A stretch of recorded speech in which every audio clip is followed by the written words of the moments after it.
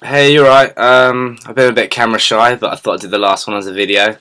Um, I'm looking on question 8 of the AS Media evaluation, and that's on reflection, how successful do you think your product is, and will it actually succeed if it was launched in the market today? Well, I overall believe that it would be very successful in the market today, as I believe there is a niche and it could challenge competitors such as Enemy, Clash, Control, and actually do alright in the market. Um, the construction itself looks professional, and I believe that I have enough brand identity to do well in the world music market. Conducting my market research into the existing magazines and talking to my target audience was also very important when constructing my magazine. The front cover, contents page, and the double page spread, it allowed me to bring in people's opinions and ask them what they wanted rather than me just putting in what I thought they wanted. So I'm actually getting their feedback, which is really good. And I believe this was really helpful because listening and speaking to the audience, I put in what they wanted, which was a lot of images, not that much text, and free stuff, basically. So, yeah.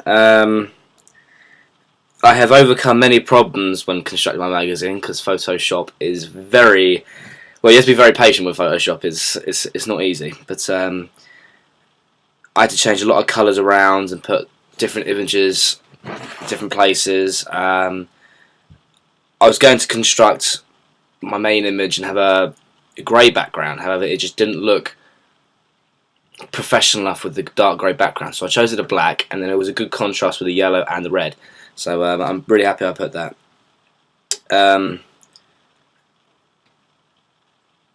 The First of all, in the first draft, I had a gradient of yellow. This will be in my appendices somewhere. I mean, I liked it at the first, but my target audience said it wasn't good enough, and they said that I needed a stronger image and a stronger everything really. So I redid it again, and I'm really happy with the final product. Luckily, my brother could have the picture of, so yeah, and I was really happy with that. Some pictures, well, quite a few pictures were discarded due to the fact that they did not connote the right meaning, or they didn't fit in with a genre. Like my drafts, the imagery was just not strong enough, and there was no mode of address, and I just thought that the ones I've got in there now are just so much better. I think that my target audience has the potential to be launched in a real world due to the strong brand identity which it has. This is because I have carried out important primary research into the magazine markets, and I have believed there's a gap for mine in the UK and the American market. The language I used throughout was informal and appeals to my target audience because the indie genre is quite laid back. I'm trying to attract boys to read the magazine rather than females, and I think it works. I'm really happy with it. I have used the likes of Clash magazine to create and follow conventions. I use the names like Big Star, free downloads, stuff like that to really attract my audience, because these conventions are used throughout music magazines, and it would be stupid not for me to put them in.